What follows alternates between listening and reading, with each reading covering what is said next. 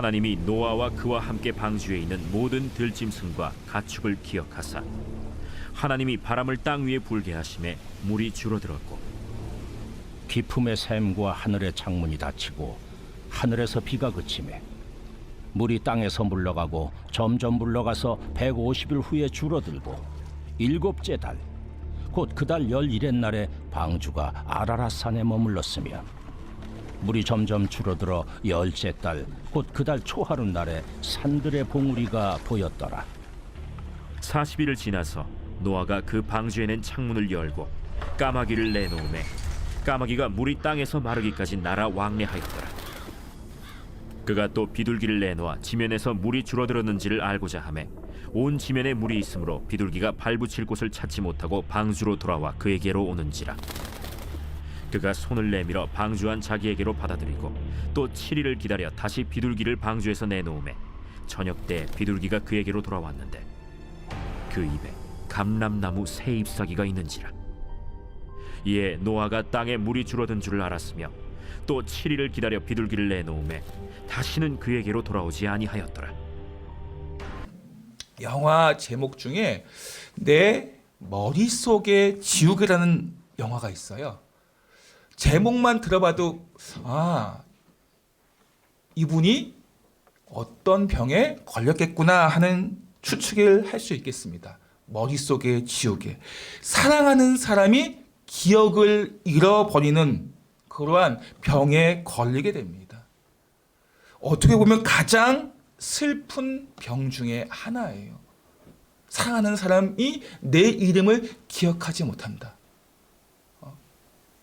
과거에 함께했던 모든 생각을 다 잊어버린다. 그만큼 힘들겠죠. 그래서 가장 슬픈 병이고 사람들이 이 치매라는 병을 낫기 원하는 상위 순위의 병이라고 할까요? 가장 빨리 이 병을 낫기 원하는 약이 있었으면 하는 그런 바람이 있는 병이 바로 기억을 잃어버리게 하는 치매라는 병입니다. 인간은 이처럼 연약하고 자신의 힘으로 자기를 지킬 수가 없어요. 치매라는 병이 자기가 앓고 싶어서 앓는 것이 아니잖아요. 우리는 연약하기 때문에 자신을 지킬 수가 없습니다. 그러나 우리 하나님은 우리를 한시도 잊지 아니하시며 모든 것을 회복시키시고 새롭게 하실 수 있는 전능하신 하나님이셔요. 오늘도 우리가 그 하나님께서 우리를 사랑하시고 우리를 기억하셔서 우리를 회복시키시기 원하시고 우리를 붙잡아 주시기 원하시기 때문에 우리를 이 자리로 불러 모은 것임을 믿으시기 바랍니다. 오늘 본문 보시면 기품의 샘이 터지고 하늘의 문들이 열림으로 홍수는 온 땅에 호흡하는 모든 것들을 다 멸절시켰습니다. 심판하였습니다. 40주야를 쉴 새 없이 퍼부어 온 세상을 휩쓸어버린 이 홍수가 이제 점차 하늘의 문들이 닫히면서 물이 줄어들게 됩니다. 2절 3절 말씀 보십시오. 함께 읽겠습니다. 시작. 기품의 샘과 하늘의 창문이 닫히고 하늘에서 비가 그침에 물이 땅에서 물러가고 점점 물러가서 150일 후에 줄어들고. 하나님께서는 이제 세상을 향한 심판과 진노를 거두시고 온 땅을 덮었던 그 물을 점차 말리심으로 세상을 다시 회복시키려고 하십니다. 이러한 세상의 회복에는 노아를 기억하시는 하나님의 변함없는 사랑 때문입니다. 하나님께서는 자기 백성을 사랑하십니다. 그래서 그분의 작정과 섭리 가운데 그분의 경륜 속에서 방주를 만들게 하시고 홍수 심판으로부터 구원을 받게 하신 것입니다. 우리 하나님은 자기의 백성, 당신의 자녀를 한 번도 잊어버린 적이 없으시고 심판으로부터 건져내시며 위험에서 보호하시고 길을 만드셔요. 길을 만드셔서 천국까지 우리를 인도하시는 하나님이십니다. 1절 말씀 보십시오. 시작. 하나님이 노아와 그와 함께 방주에 있는 모든 들짐승과 가축을 기억하사 하나님이 바람을 땅 위에 불게 하심에 물이 줄어들었고, 하나님이 노아와 그와 함께 방주에 있는 모든 들짐승과 가축을 기억하사. 여기서 기억하사라는 것은 히브리어로 자카르라고 해요. 자카르. 우리가 기억하다 하면은 뭔가 과거에 잊어버린 것을 다시 문득 떠올리는 것, 그렇게 우리가 알고 있어요. 그러나 자카르라는 뜻은 과거에 잊고 있다가 문득 떠오르는 게 아니라 마음에 뚜렷이 새겨진 것, 항상 마음에 깊이 간직하는 것, 이것이 자카르예요. 우리 하나님이 기억하시라는 것은 과거에 잊어버렸던 것이 문득 떠올라서 다시 그렇지, 내가 너에게 뭐 약속했지, 은혜 베풀어 줘야겠다, 이렇게 기억을 떠올리신 게 아니에요. 잊어버린 그 기억을 늘 항상 우리를 기억하고 계시다는 거예요. 우리 출애굽기 2장 25절 말씀 보시면 이런 말씀이 있습니다. 시작. 하나님이 이스라엘 자손을 돌보셨고 하나님이 그들을 기억하셨더라. 하나님이 그들을 기억하셨더라. 이스라엘 백성이 애굽에서 고된 노동으로 탄식하고 있어요. 하나님께 부르짖고 있습니다. 이것을 보시고 오늘 말씀처럼 이스라엘 자손의 이 부르짖음을 들으시고 그들을 돌보시고 기억하셨다. 여기서 이 기억하셨다는 단어도 자카르예요. 과거에 이스라엘 백성들 기억하지 못하시다가 그들의 부르짖음을 듣고서 하나님께서 문득 내가 너희들하고 약속했지, 그 약속을 기억하셔서 그들을 건져내신 것이 아니라는 것이, 이런 의미가 아니에요. 이미 이전에도 우리 하나님은 이스라엘 백성들을 기억하고 계시고 그들을 지금 항상 마음에 품고 간직하고 있다가 하나님의 때 그들을 출애굽하기 위해서 기억하셨다, 이런 의미예요. 우리가 알고 있는 기억하사 좀 달라요. 히브리어 자카르 기억하사는, 오늘 이 본문의 기억하사, 하나님께서는 노아와 방주하에 있는 모든 생명들을 기억하사 잊지 않고 생각하시면서 지금도 지키고 보호해 주셨다는 그러한 말씀이라는 것입니다. 하나님께서는 방주를 만드는 노아에게 그렇게 명령하시고 그들을 구원의 방주에 태우신 다음에 그 이후부터는 땅값 다 잊어버린 다음에 너희를 알아서 해, 그렇게 하시는 분이 아니라는 거예요. 끝까지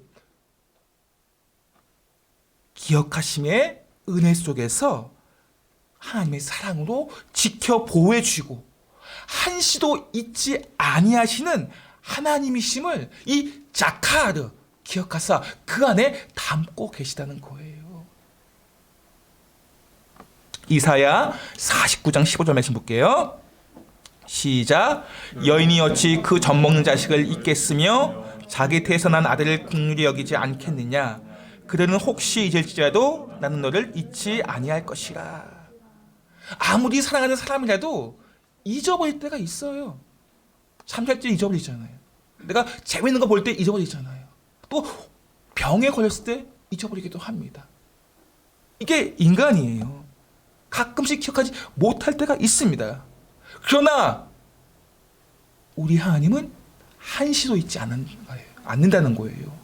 말씀 보시면 젖먹는 자식을 잊겠으며, 여인이 방금 우리 아이들 이렇게 좀 몇 개월 되지 않은 아이들을 낳고서 그 엄마가 그 아이를 얼마나 사랑하고 아끼며 끔찍히 여기고 늘 바라보고 있지 않겠습니까? 그런 여인도 가끔씩은 아이를 잊어버릴 수가 있어요. 그러나 우리 하나님께서는 그들은 혹시 잊을지라도 나는 너를 잊지 아니할 것이라. 우리 하나님은 한시도 우리를 잊지 아니하시고 눈동자처럼 우리를 지켜 보호하시는 자카르 기억하시는 하나님심을 믿으시기 바랍니다.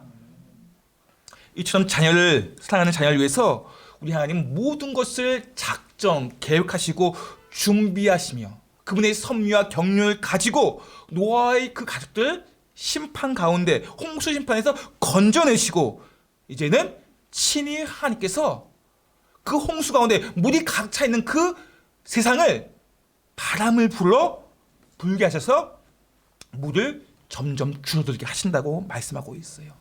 1절 말씀 보시면 하나님이 바람을 땅에 불게 하심에, 바람을 땅에 불게 하심에, 이 바람은 루하으라고 해서 성령이라는 의미예요. 성령. 하나님께 친히 성령님을 통해서 바람으로 물을 말리신다는 거예요. 우리 출애굽기 보시면 이제 홍해를 하나님께서 모세를 통해 가르치지 않습니까? 그 가르친 다음에 사람이 지나가려면 못 지나가요. 왜냐하면 그 땅이 젖어 있기 때문에 다 질퍽질퍽 진흙이에요. 하나님께서는 바람으로 그 젖은 땅을 다 말리시고 메마른 땅으로 이스라엘 백성이 건너가게 하셨습니다. 그와 같이 오늘 말씀도 온 세상에 가득한 물들을 바람으로 불어서 마르게 하시고 한쪽으로 모아서 빙하가 되게 하시고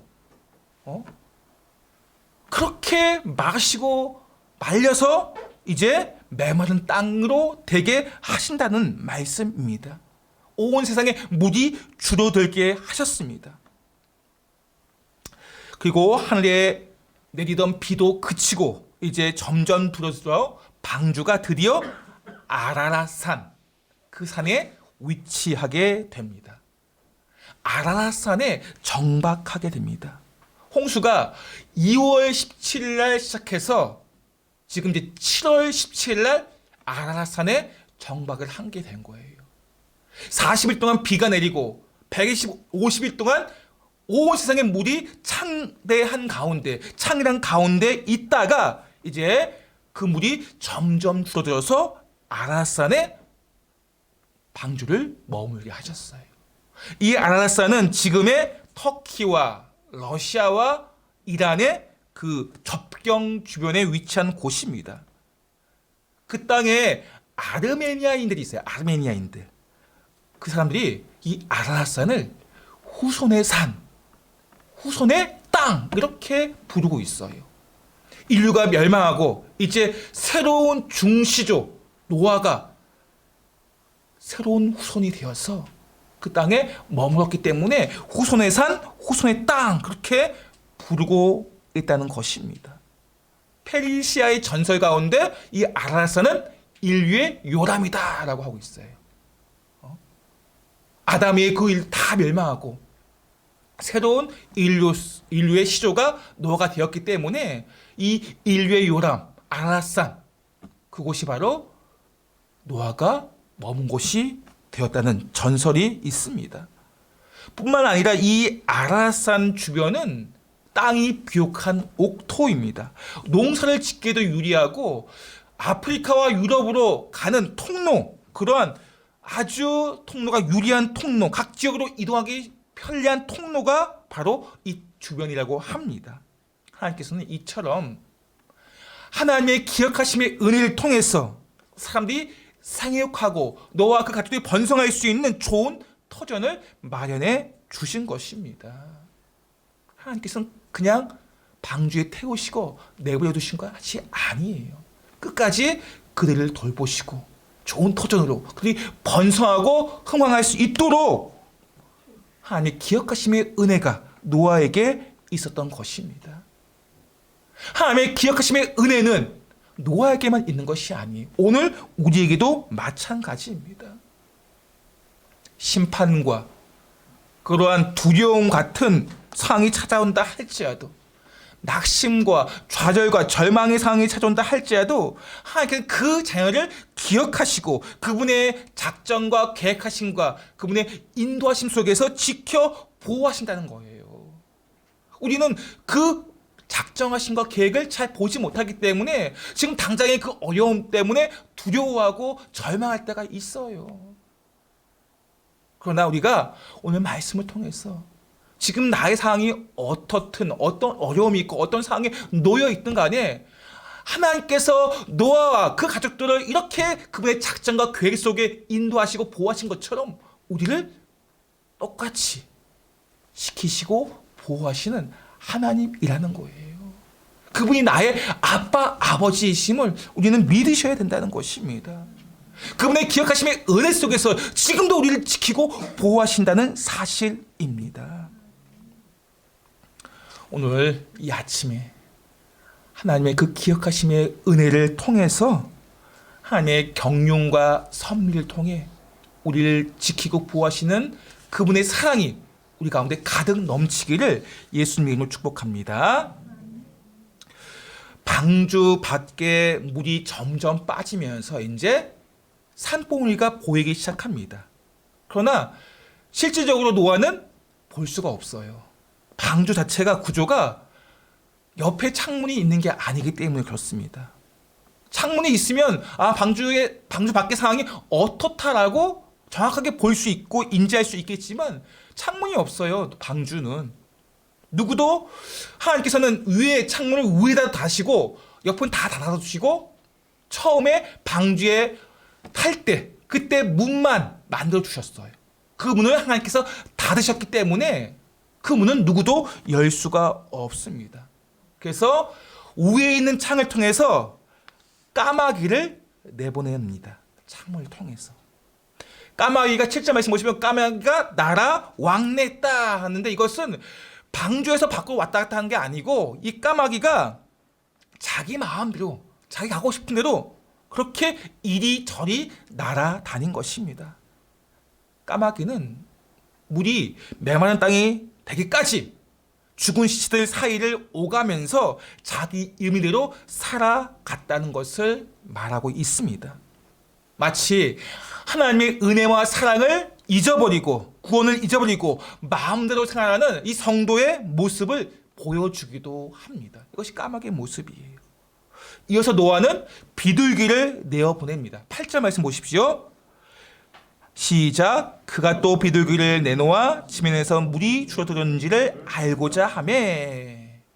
성경에서 비둘기는 순결과 온유함의 상징, 또 성령을 상징하는 단어로 사용되는 것이 바로 비둘기입니다. 노아가 비둘기를 내보낸 것은 밖의 상황이 의심스러워서 그런 마음으로 내보낸 것이 아니에요. 노아는 확실하게 하나님께서 우리를 지키시고 보호하시고 돌보시고 준비하신다는 사실을 알고 명백한 사실을 확인하기 위해서 비둘기를 내보낸 것입니다. 비둘기는 땅의 표면이 젖어 있으면 거기 서식하지 못하는 새예요. 젖어 있으면 땅이.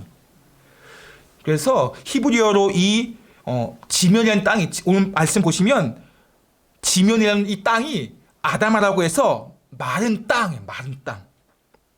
노아는 비둘기를 통해서 이 밖이 인간이 살 수 있는 마른 땅을 찾고자 해서 보낸 것입니다. 자신들이 머물 곳을 하나님께서 준비했을 것이라는 확신 속에서 이 비둘기를 내놓은 그러한 담겨있는 확신이 담겨있는 행동이 바로 노아의 비둘기를 내보낸 행위가 그렇습니다. 노아가 첫 번째 비둘기를 내보낼 때는 어땠습니까? 발붙일 곳이 없어서 다시 돌아옵니다.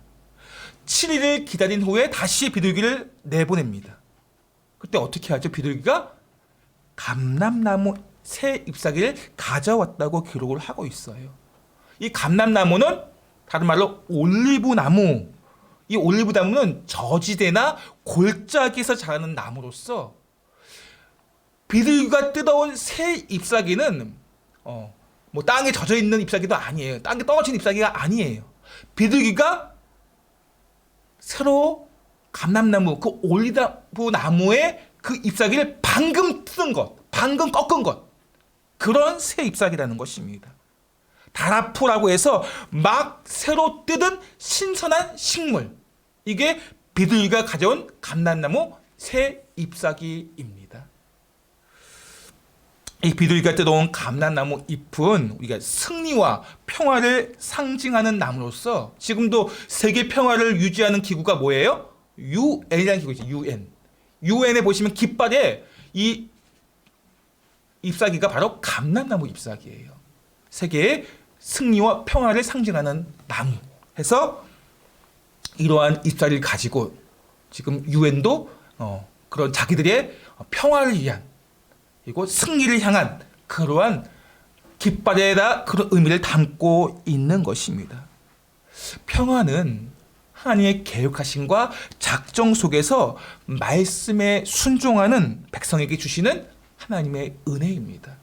내가 내 임의대로 내가 어떻게 해서 내가 무기를 가지고 있으니까 내가 돈을 가지고 있으니까 평화가 유지되는 게 아니에요. 하나님의 작정하심 속에서 그분의 보호하심과 그분의 은혜 가운데 우리가 말씀에 순종할 때 주시는 하나님의 특권이 바로 평화라는 것입니다.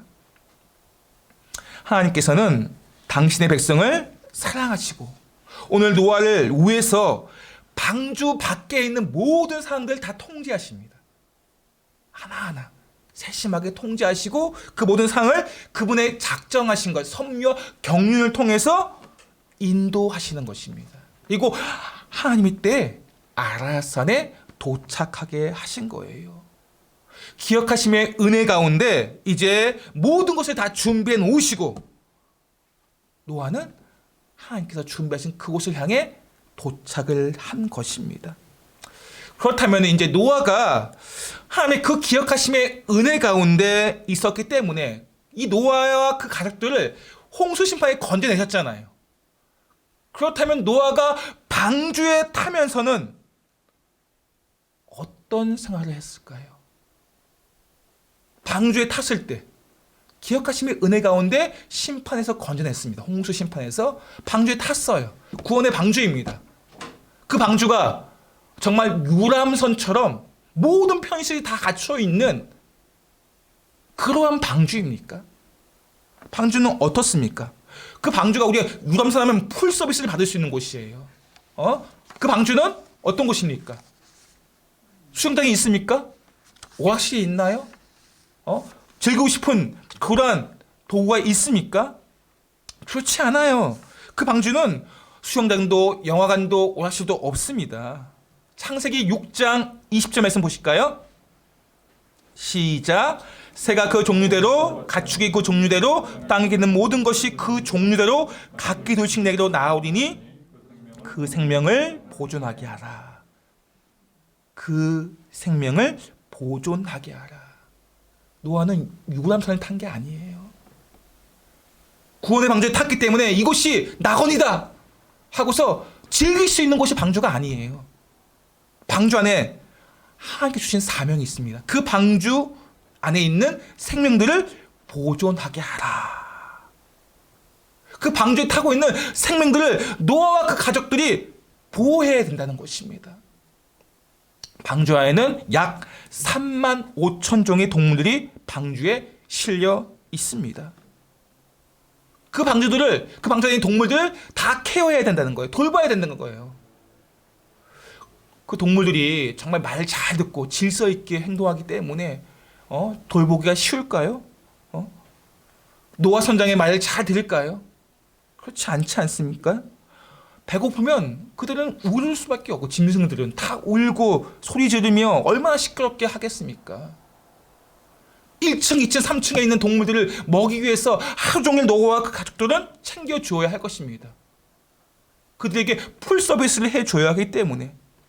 그렇게 먹일 것을 주고 나면 끝납니까? 아니잖아요. 먹고 나면 뭐예요? 배설을 하지 않습니까? 그럼 그 동물들이 자기가 일정한 곳에 가서 그 배설물을 배설합니까? 요즘은 뭐 애완견들이 많잖아요. 그 애완견들이 자기 위치가 있지 않습니까? 천을 깔아두면 거기 가서 배설을 합니다. 그럼 방주에 탄 동물들이 다 그렇게 할까요? 아니, 대부분 다 그렇지 않죠. 야생동물이기 때문에, 훈련받지 않았기 때문에 그냥 아무 데나 다 배설했을 것입니다. 그 배설물을 치우기 위해서 약 3만 5천 종의 배설물 7만 마리 생각해 보세요. 얼마나 힘이 들겠습니까? 결코 방주는 홍수 심판에서 구해낸 그런 생명의 방주이긴 하지만 천국은 아니에요. 낙원은 아닙니다. 그렇게 힘들고 끝났으면 정말 잘 먹었으면 좋을 텐데 최고의 셰프가 있어서 정말 맛있는 음식, 궁중 음식, 최고의 요리를 먹으면, 코스 요리를 먹으면 좋을 텐데 그럴까요? 또 일이 다 끝나도 먹을 것이 만만치 않아요. 그 당시는 육식을 하지 않았습니다. 다 채식이에요. 초식동물같이 먹어야 돼요. 뭐 신선한 어떤 뭐 잘 보관해서 신선한 과일, 신선한 뭐 그런 야채들이 많이 있을까요? 냉장고가 없지 않습니까? 먹는 것도 쉽지 않아요. 우리 똑같은 음식 일주일 동안 먹어보셨습니까? 아무리 맛있는 음식도 똑같은 음식을 일주일 동안 먹으면 못 먹어, 지겨워서. 아무리 그게 궁중 요리든 어떤 요리든 간에. 하물며 이렇게 맛이 없는 메마른 마른 야채를 먹는, 과일을 먹는다고 생각해 보세요. 그것도 1년 17일 동안. 얼마나 힘들겠습니까? 그런 고된 생활, 그런 힘든 생활을 노아는 했습니다. 결코 방주는 낙원이 아니었습니다. 오히려 치열한 삶의 현장과 더불어 그런 정말 힘든 곳이 바로 방주 생활이었습니다. 어떤 노아는 그 가족은 어떻게 이 방주 생활을 견뎌냈을까요? 이런 삶의 치열한 현장 속에서 노아와 그 가족들은 어떻게 견뎌냈겠습니까? 오늘 우리도 이 땅을 살아가는 우리의 삶도 마찬가지지 않습니까? 직장에서, 사회 현장에서 삶의 현장이 얼마나 치열합니까? 그런 치열한 삶의 현장 속에서 어떻게 살아가야 하는가, 그 답을 보여주고 있습니다. 창세기 8장 6절 말씀입니다. 시작. 40일을 지나고 노아가 그 방주에 낸 창문을 열고, 6장 16절 말씀 시작. 거기에 창을 내되 위에서부터 한 규빗 내고 그 문은 옆으로 내고 상중하 3층으로 할지니라. 우리가 함께 읽은 이 말씀의 방주의 창은, 앞에서 말씀드렸잖아요. 창은 옆에 없어요. 주변에 어떤 상황인지 모릅니다. 창은 위에 있습니다. 위에. 그런데 오늘 두 창세기 6장과 8장에 있는 창은 각기 그 단어가 달라요. 8장에 있는 것은 히브리어로 할론, 그러고 6장에는 초할이라는 것입니다. 아마 창의 그림은, 구조는 비슷한 것 같지만 목적은 다른 것 같습니다. 이 창의 목적이 환기시키기 위해서, 오늘 말씀처럼 새를 내보내기 위해서, 햇빛을 들여받기 위해서, 이런 역할을 창이 하고 있습니다. 중요한 것은 창이 옆에 없다는 거예요. 위에만 있다는 것입니다. 좌우를 볼 수가 없어요. 세상을 볼 수가 없습니다. 노아는 이 고된 삶의 치열한 현장 속에서 옆을 보았으면 아마 절망하고 정말 이 힘든 일들을 하면서 정신병을 앓았을지도 모르겠어요. 그러나 노아는 옆을 보지 않습니다. 오직 위에 열린 창, 하늘만 보고 있다는 것입니다. 이것이 노아가 그 고된 삶의 현장에서, 치열한 삶의 현장 속에서 낙심하지 아니하고 절망하지 아니하고 충성되이 사명을 감당할 수 있었던 이유입니다. 위에 뚫려 있는 하늘을 바라보았기 때문에. 마찬가지예요. 우리도 좌우를 둘러보았을 때 우겨쌈을 당하는 그런 고통스러운 치열한 삶의 현장, 코로나 때문에 얼마나 지금 많이 어렵습니까? 그런 어려운 삶의 현장 속에서 주변을 보면 우리는 낙심할 수밖에 없습니다. 어려울 수밖에 없어요. 그러나 위로 하늘을 쳐다보면, 창을 통해 열려있는 하늘을 보게 되면 우리가 우리의 삶의 목적이 땅에 있지 않구나, 우리의 삶의 이유가 땅에 있지 않구나, 그것을 깨닫게 되고, 그 하나님의 위로하심과 은혜 속에서, 그분의 기억하심의 은혜 속에서 우리가 충성되이 이 땅을 살아갈 수 있다는 것입니다. 지난주에도 우리가 스데반이 자기를 돌로 치며 죽이려고 하는 그 사람들을 보면서 하늘을 우러러 성령 충만한 가운데 그들을 용서하고 그들의 죄를 그들에게 돌리지 말아달라고 하나님께 기도하지 않았습니까? 스데반도 하늘을 바라봤기 때문에, 요셉도 마찬가지예요. 노예의 생활, 그 형제의 그 고통스러운 가슴의 상처도 하늘을 바라봤기 때문에 그 형제들을 용서할 수 있었던 것입니다. 오늘 우리가 우리의 삶 가운데 그런 힘들고 어려운 지친 상황이 찾아왔을 때 좌우를 바라볼 것이 아니라 사람을 바라볼 것이 아니라 하늘을 바라보면서 지금도 우리를 기억하심의 은혜 속에서 작정하시고 계획하시고 섭리하시며 그분의 경륜 속에서 우리를 지키고 보호하시는 그 하나님, 그분이 우리의 아빠, 아버지라는 것, 그것을 잊지 마시기 바랍니다. 날마다 주님의 기억하심의 은혜 속에서 하늘을 우러러 끝까지 견뎌내고 주님과 함께 동행하면서 승리하는 우리 모두가 되시기를 예수님의 이름으로 축복합니다.